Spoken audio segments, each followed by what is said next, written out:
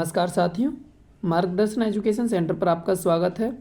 तो हमारी एवरेज की काफ़ी क्लास हो चुकी हैं और ये आज लास्ट क्लास है। ठीक है, आज ये एवरेज ख़त्म हो जाएगा।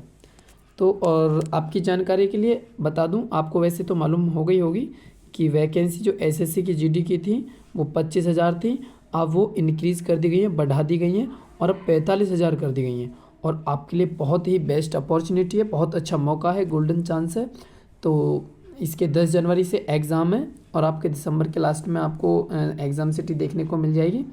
तो मैं आशा करता हूँ आप अच्छे से मेहनत करें और अच्छे से अचीव करें नंबर। ठीक है, तो आज ये लास्ट क्लास है एवरेज की। देखो ध्यानपूर्वक, शादी के समय एक औरत और उसके पति 2 लोग थे जी। उनकी औसत आयु 23 है। मल्टीप्लाई कर दोगे तो योग आ जाएगा 23 दूनी 40। 5 वर्ष बाद 5 आदमी की भी बढ़ेगी, 5 औरत की भी बढ़ेगी और 1 वर्ष का बच्चा है, 1 वर्ष का बच्चा है। टोटल ऐड करेंगे 57। अब सारे परिवार क्या 3 ही तो लोग थे, यानी वो दोनों और एक लड़का, 3 लोग थे। 3 का डिवाइड करोगे तो तीनों की औसत आयु कितनी हो जाएगी भैया? 19। कितनी हो जाएगी? 19। नेक्स्ट देखो, 3 लड़कों की औसत आयु 16 वर्ष है।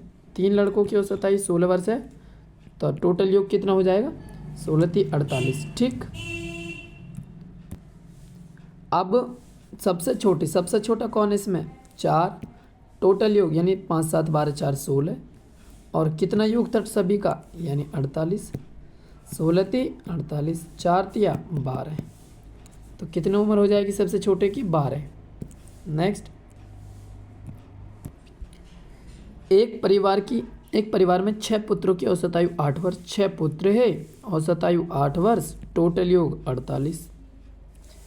लड़कों और उनके माता पिता यानी 6 लड़के 2 माता पिता 8 जने हो गए। औसत आयु 22 होगी। 8 दूनी यानी 16 और 1 17। 16 और 1 17। ठीक है, यानी 8 की योग होगी मम्मी पापा सहित 176। उन लड़कों की औसत आयु थी खाली 48। दोनों में से माइनस करो, मम्मी पापा की उम्र आ जाएगी ना, दोनों में से माइनस करेंगे यानी मदर एंड फादर। ठीक है, कितनी आ जाएगी भैया उम्र? 128। जब माइनस करेंगे तो 128। अब वो कह रहा है पिता की आयु, यानी पिता बने हैं तो पिता आगे लिखो माइनस मदर। दोनों की आयु को अंतर कितना? 8 वर्ष है। कितना? 8 वर्ष। अब वो कह रहा माता की आयु बताओ, किसकी आयु? माता की आयु। माता की आयु को निकालनी ना, तो दोनों को माइनस कर दो। देखो, कम वाली निकालनी होती है तो माइनस करते हैं, ज़्यादा वाली निकालनी होती है तो प्लस करते हैं। 128 में से 8 गए तो कितने बचेंगे? 120। 120 का क्या करोगे? आधा कर दोगे, कितना आ जाएगा? 60। तो ये किसकी उम्र आ जाएगी? माता की। कितनी उम्र आ जाएगी? 60 वर्ष। ठीक है, देखोगे नेक्स्ट सवाल। एक कक्षा के 30 छात्रों की औसत आयु 15 वर्ष है। 30 छात्रों की औसत आयु कितनी है? 15 वर्ष। ठीक है, अब 30 छात्रों की औसत आयु 15 वर्ष है तो टोटल योग निकाल लो। 30 मल्टीप्लाई 15, 15 × 45 यानी 450। 450। एक 20 वर्षीय छात्र कक्षा छोड़कर चला गया। इसमें से 20 वर्ष का कक्षा मतलब छात्र एक छोड़कर चला गया तो 430 बच गई। इसके स्थान पर 2 नए छात्र आ गए। अब इसके स्थान पर 2 नए छात्र आ गए जिनकी आयु का अंतर 5 वर्ष है। अब 2 नए छात्र हमें क्या पता कौन कौन से? एक फर्स्ट मान लो और एक सेकंड मान लो। इन दोनों का अंतर है 5 वर्ष। अब ये 2 छात्र आ गए। देखो, 30 छात्र थे, एक चला गया, 19 बचे। अब 2 आ गए, 21 हो गए जी। कितने हो गए? 21। और उनकी अब सभी छात्रों की औसत आयु 15 वर्ष है। कितनी? 15 वर्ष। 15 की मल्टीप्लाई कर दो, यानी कि 15 एकम 15 का 5 हासिल 1, 15 दूनी तीसरे के 31। ये 21 का योग है, ये 19 का योग है। सॉरी, ये 30 21 नहीं भैया, 30 हैं। 30 छात्र हैं। कितने छात्र हैं? 30 छात्र। सॉरी, देखो 30 छात्र थे ना, 30 छात्र की मल्टीप्लाई कर ली 15 में, कितना हो गया? 450। 20 वर्षीय छात्र चला गया। अब तो ये कितने बचे? 29 ही तो छात्र बचे। ये सॉरी, हमने 19 काउंट कर लिए थे, 29 ही तो बचे। ठीक है, अब इसके स्थान पर 2 नए छात्र और आ गए, 2 छात्र आ गए, यानी 29 और 2 31 छात्र आ गए ना। 31 छात्र, उनकी औसत आयु 15 वर्ष है। 15 की मल्टीप्लाई कर दो, 15 का 15 5 हासिल 1, 15 × 45 और 1 40। ठीक है, अब ये 29 का ये है, 31 का तो घटा दो, यानी 5, 6 में से 3 का 3। दोनों की आयु का योग आ गया, दोनों की आयु का योग 35 वर्ष, ठीक है 35 वर्ष। और दोनों की आयु का अंतर क्या दे रखा, अंतर दे रखा 5। अब छोटे की आयु पूछी है, छोटे के लिए मैंने बताया दोनों को माइनस करके, दोनों को माइनस करके आधा करते हैं, यानी 35 में से 5 गए तो 35 में से 5 गए तो 30 ही तो बचेंगे। और 30 का आधा करोगे, 30 का आधा करोगे तो 30 का आधा करोगे तो कितना आएगा 15, कितना आएगा 15, 15 ऑप्शन हो जाएगा 15, ठीक है। नेक्स्ट देखो, एक क्रिकेट टीम के दो खिलाड़ी, एक क्रिकेट टीम के दो खिलाड़ी 18 वर्ष और 20 वर्ष, एक 18 वर्ष का है एक 20 वर्ष का है, दोनों हो गए 38 वर्ष की। इनके स्थान पर दो नए खिलाड़ी लेने से टीम की औसत आयु 2 माह में वृद्धि होगी। औसत आयु में 2 माह की वृद्धि होगी, टीम में पूरी में, भैया टीम में पूरी में ही तो वृद्धि हुई है। टीम में कितने खिलाड़ी 11 हैं, 2 माह की वृद्धि, 11 दूनी 22 माह की वृद्धि होगी, 22 माह की क्या होगी वृद्धि होगी। 22 माह का मतलब है कि एक वर्ष 10 माह की वृद्धि, एक वर्ष 10 माह की वृद्धि। अब इसमें ऐड कर दो 38 और 1 39, 39 तो वर्ष हो गए, और 39 वर्ष और 10 माह, और 10 माह। अब वो कह रहा दो नए खिलाड़ियों की औसत आयु, खिलाड़ियों की औसत आयु कह रहा ना, तो दो नए खिलाड़ी का 2 का भाग दे दोगे, 2 का भाग दोगे तो 1 साल इधर चली जाएगी, ये 22 ही हो जाएंगे पूरे, ठीक है। और 19 दूनी 38 और 11 दूनी 22, जब 2 का भाग देंगे तो कितना आएगा 19 वर्ष 11 माह। भैया 1 साल इधर ले लोगे ना, 1 साल इधर आ जाएगी, 12 माह इधर आ जाएंगे तो 22 माह ना हो जाएंगे इधर, इधर 38 का आधा 19 और 22 का आधा 11, ठीक है। नेक्स्ट क्वेश्चन देखो, एक कक्षा के 16 लड़कों का औसत भार 50.25 है, यानी 16 लड़के 50.25 इनका औसत है। टोटल योग कितना आ जाएगा 804, जब मल्टीप्लाई करेंगे 804 kg। शेष 8 लड़कों का औसत भार इतना है, 8 लड़के हैं और उनका औसत भार है 45.15। तो दोनों की मल्टीप्लाई करेंगे 45 यानी 8 चौक 32 यानी कि 361, ठीक है भैया 361.2 kg। अब क्या हुआ, वो कह रहा है कि 16 लड़के तो ये हो गए तथा शेष 8 लड़के हो गए, कक्षा में सभी लड़कों का औसत भार, यानी 16 और 8 24 लड़के हो गए। अब इनका भी योग कर लो, इनका भी योग करेंगे तो 1165.2 आएगा। और कितने सभी लड़के कितने 24 लड़के हैं, 24 लड़के से क्या दे दोगे 24 लड़कों से डिवाइड दे दो, ठीक है। तो 24 लड़कों से डिवाइड दोगे तो कितना आ जाएगा 48.55, ये उत्तर हो जाएगा, ठीक है। नेक्स्ट क्वेश्चन देखोगे, नेक्स्ट क्वेश्चन क्या है, एक कक्षा में 45 विद्यार्थी हैं, ठीक है, जिनमें से 30 लड़के शेष लड़कियां हैं। लड़कों का औसत भार 45, लड़कियों का औसत भार 52 ग्राम, तो पूरी कक्षा का औसत भार क्या होगा।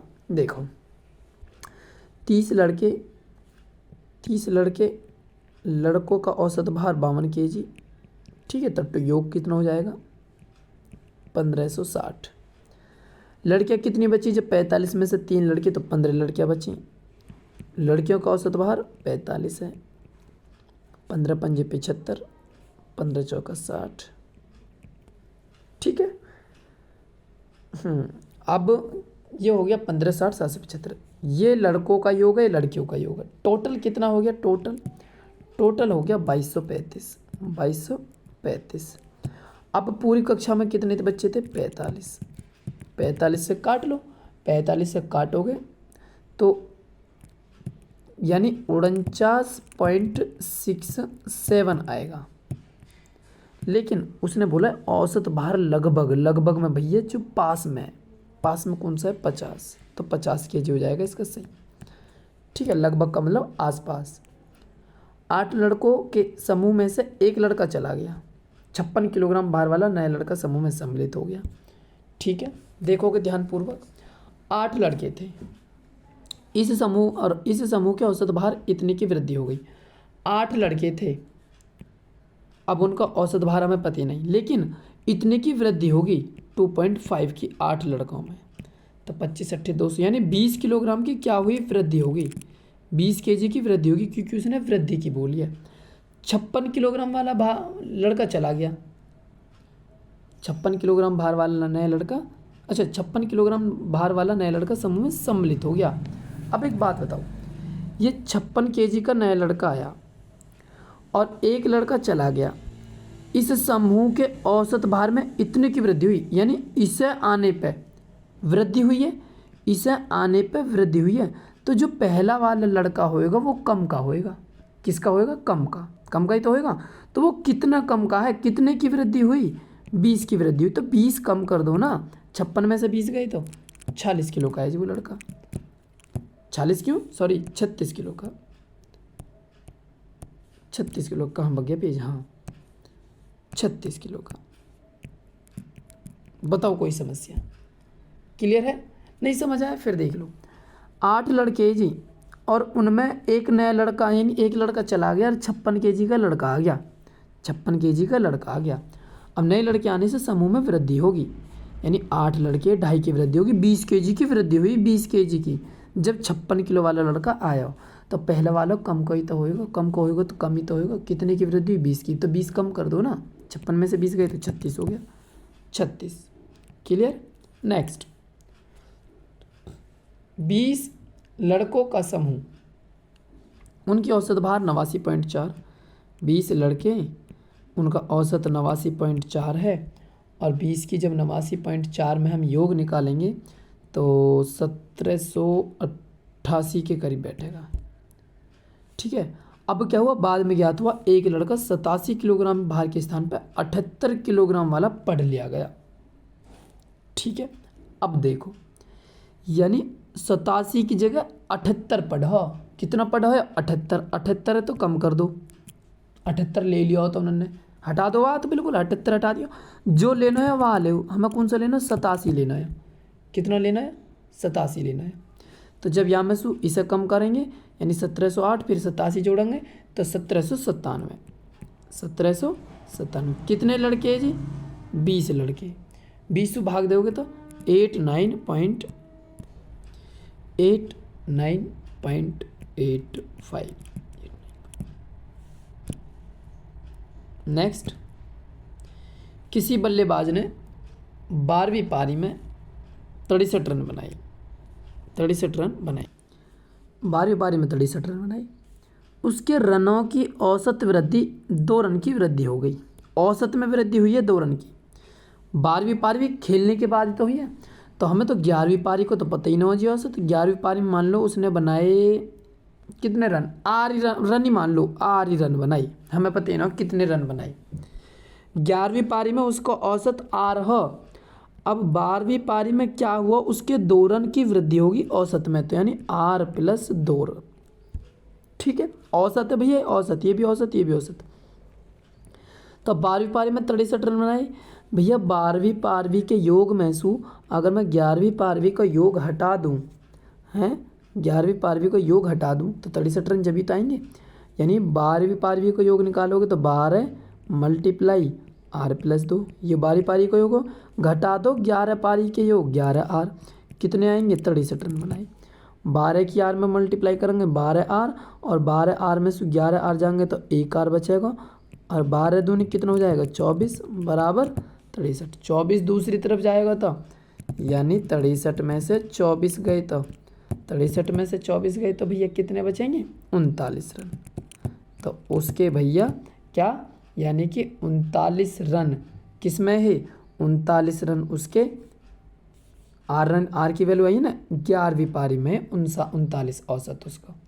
तो वो कह रहा 12वीं पारी के बाद उसका रनों का औसत ये है 11वीं पारी में 39, 12वीं में 2 की और वृद्धि होगी तो 39 प्लस 2, 39 और 2 41, 41 आ जाएगा।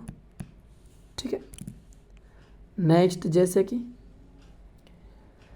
क्रिकेट के एक खिलाड़ियों का 10 पारियों का कुछ औसत है, हमें 10 पारियों का कुछ पता नहीं है कितने रन का औसत है, हमने मान लिया 8 ही रन का औसत है।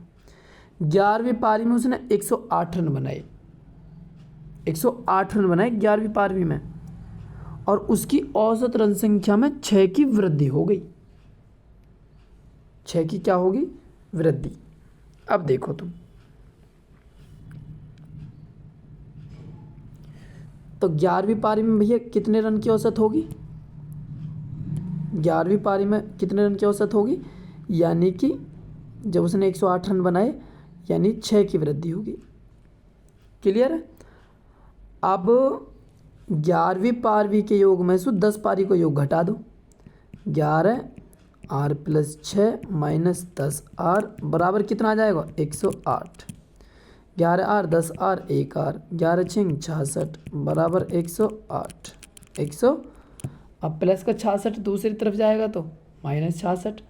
अब 166 में 108 में से 66 गए तो कितने बचेंगे भैया? यानी कि यहाँ पे लिख दूँ 108 66 कितने बचेंगे? 201 102 रन। 102 रन। अब उसने पूछा अब उसकी औसत रन संख्या कितनी है? ये 102 औसत भैया किस में? यू औसत हो 100 यानी 10वीं पारी में। अरे सॉरी, ये 102 नहीं, ये 108 है। सॉरी 108 है, ये 108 वो लिखने में टाइप करने में मिस्टेक हो गई। 108 और कितने माइनस करने? इसमें से 66, क्योंकि इधर को जाएंगे ना। 8 में से 6 गए तो 2 बचेंगे और 10 में से 42। 10वीं पारी में 42 था, 6 और बढ़ गया, 42 और 2 48, 42 और 2 48, 48 हो जाएगा औसत। ठीक है, वो लिखने में यहाँ पे जो ना टाइपिंग में मिस्टेक हो जाती है कभी कभी। देखो ये बोर्ड अभी ठीक से चलाना नहीं आता।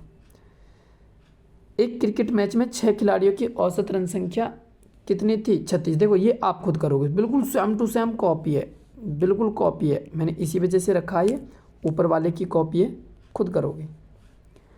19वीं पारी में 98 रन बनाए जी, तो एक क्रिकेट खिलाड़ी के औसत रन 4 रनों की वृद्धि होगी। देखो 19वीं पारी में 98 बनाई तो 18वीं पारी भी कहाँ में क्या मतलब 18 पारी में बना दिए आर, और 19वीं पारी में उसका होगा आर प्लस 4 यानी 4 रन की वृद्धि होगी ना औसत में।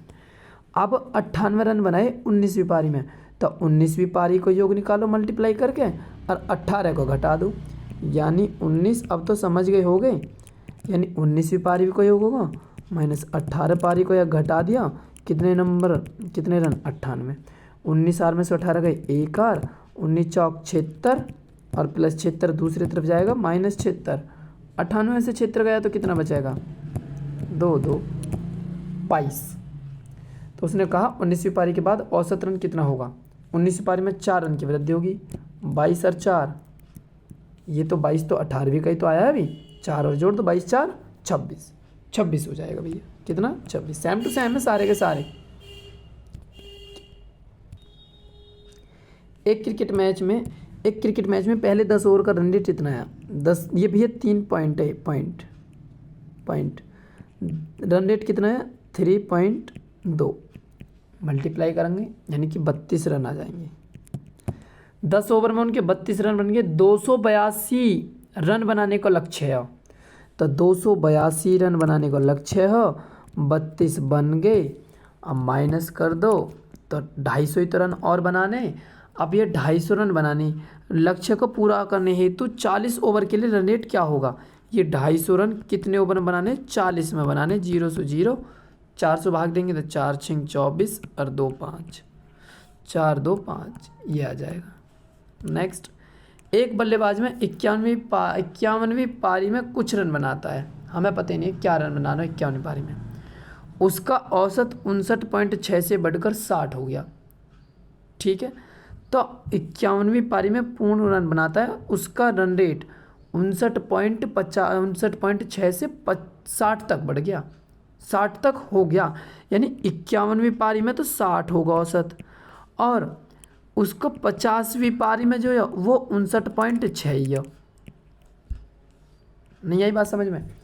51वीं पूर्ण पारी में कुछ रन बनाता है, उसका औसत रन 59.6 से 60 हो गया, यानी पहले औसत था 59.6, वो भी कौन सी पारी को? 50वीं पारी को। उसने कुछ रन बनाए तो 51वीं पारी तक 60 का औसत होगा। तो घटाओगे घटाएंगे तो कितने, यानी टोटल, यानी इसकी इसमें मल्टीप्लाई करेंगे 3060, इसकी इसमें मल्टीप्लाई करेंगे 2980, टोटल माइनस करेंगे तो 80 रन। तो 51वीं पारी में कितने रन बना दिए, 80 रन बनाए जी उसने, 51वीं पारी में 80 रन। ठीक है, नेक्स्ट देखो, एक दिवसीय क्रिकेट टीम के कप्तान ने उसी टीम के शेष अन्य 6 बल्लेबाजों का औसत रन से 30 रन अधिक बताए। ठीक है जी, 6 बल्लेबाज के औसत रनों से 30 अधिक रन बनाए। यदि उसी टीम के सभी बल्लेबाजों द्वारा 310 रन बनाए गए तो कप्तान द्वारा कितने रन बनाए गए, कप्तान द्वारा कितने रन बनाए गए। देखो, क्रिकेट टीम ही के कप्तान ने उसी टीम के शेष अन्य 6 बल्लेबाजों के औसत रनों से 30 रन अधिक बनाए। अब हमें क्या पता है, उसी टीम के 6 बल्लेबाज ने क्या रन बनाए, 8 रन बना दिए। 6 बल्लेबाज का औसत रन होगा 8। अब होगा कप्तान का, कैप्टन का क्या होगा, उसने 30 रन ज़्यादा बनाए, यानी R+30 हो गए भैया। ठीक है, R+30 हो गए।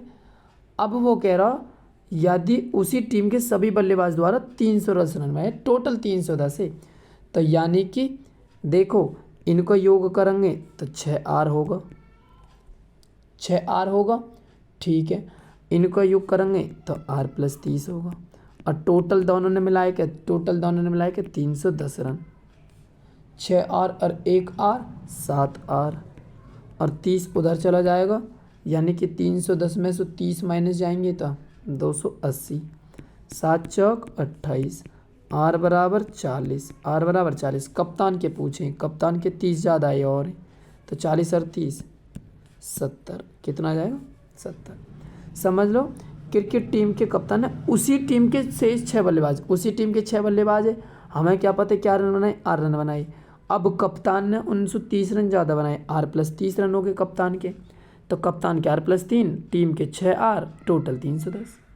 कर दो कैलकुलेट। एक बल्लेबाज की 11 पारियों के रनों का एक निश्चित औसत है। ठीक है जी, 11 पारी को हमें पता ही नहीं कितना औसत है। 11 पारी मान लो उन्होंने 8 ही रन बनाई, 12वीं पारी में उसने 129 रन बनाई, उसका औसत रन 9 रन बढ़ गया, तो 12वीं पारी में तो औसत बढ़ा उसका, 12वीं पारी में औसत बढ़ेगा, यानी कि R+9 होगा 12वीं पारी में। वही पीछे वाला प्रोसेस, इनका योग निकालो, 12 R+9, 12 पारी का योग हो गई, माइनस 11 पारी का योग माइनस कर दो, कितना आ जाएगा टोटल 129 रन। 12R में से 11R गए तो 1R, अब 12 निम्मा 108 बराबर 129, प्लस का 108 इधर जाएगा माइनस में, 129 में से 108 गए तो क्या बचेंगे भैया, 129 में से 108 गए तो 21 ही तो बचेंगे। तो उसने पूछा 11वीं पारी का औसत, 11वीं पारी का R की वैल्यू क्या आ गई 21 ही आ जाएगा। 12वीं पारी का औसत पूछता था 11 और 9 20 हो जाता। ठीक है, नेक्स्ट, और ये लास्ट क्वेश्चन है, बड़े ध्यानपूर्वक समझें इसे। एक कार, जीप और ट्रैक्टर की गति के बीच का अनुपात दे दिया। एक कार है, एक जीप है, एक ट्रैक्टर है, 3:5:2। जीप की गति ट्रैक्टर की गति की 250% है। जीप की गति ट्रैक्टर की गति की कितने परसेंट है, 250%। ठीक है जी, जो जीप की गति है, बैक कर लो, जो जीप की गति है ट्रैक्टर की गति की 250%, 250/100, 250/100, 25 चौका 100, 25 एकम 25 और 10, दो दूनी, अरे कहाँ भाग जाता पेज, 2 दूनी 4, 2 पंजे 10, टी मल्टीप्लाई का डिवाइड में आ जाएगा, J/T बराबर 5/2, जो कि हमारे यहाँ पहले से ही है, कोई दिक्कत नहीं है। वो कह रहा है जीप की गति ट्रैक्टर की गति की 250% है, जो 12 घंटे में 30 किलोमीटर दूरी तय करता है। कौन करता है, जीप करता है, ट्रैक्टर करता है, ट्रैक्टर करता है। तो ट्रैक्टर की गति 360 किलोमीटर 12 घंटे में, 360 किलोमीटर 12 घंटे में, 12 तिया 36, 30 आगे भैया, कितने आगे 30 आगे। अब ट्रैक्टर की गति 30 किलोमीटर पर घंटा आगे, यानी 30 किलोमीटर पर घंटा। तो यहाँ पे ट्रैक्टर की देखें भैया, ट्रैक्टर की कितनी है, 2 ना है, तो 2 पॉइंट की वैल्यू कितनी होगी, 30 ना होगी। तो 2 पॉइंट की वैल्यू जब 30 होगी, 2 से काटोगे तो 1 पॉइंट की वैल्यू 15 ना होगी। ठीक है, किसकी पूछी है, कार और जीप की औसत गति। तो कार की गति निकालो पहले, तो 1 पॉइंट की वैल्यू 15, तो 3 पॉइंट की वैल्यू 15 थी 45। 1 पॉइंट की वैल्यू जीप की, 1 पॉइंट की वैल्यू यानी 15 है, 5 पॉइंट की वैल्यू 15 पंजे 75। औसत निकालना दोनों का, तो कितना आएगा, 60 किलोमीटर पर घंटा। 60 किलोमीटर पर घंटा। ये चैप्टर समाप्त हो चुका है और कल आपको नए चैप्टर की क्लास मिलेगी। ठीक है, तो इस पूरे चैप्टर की अच्छे से प्रैक्टिस करें संपूर्ण तरीके से। धन्यवाद।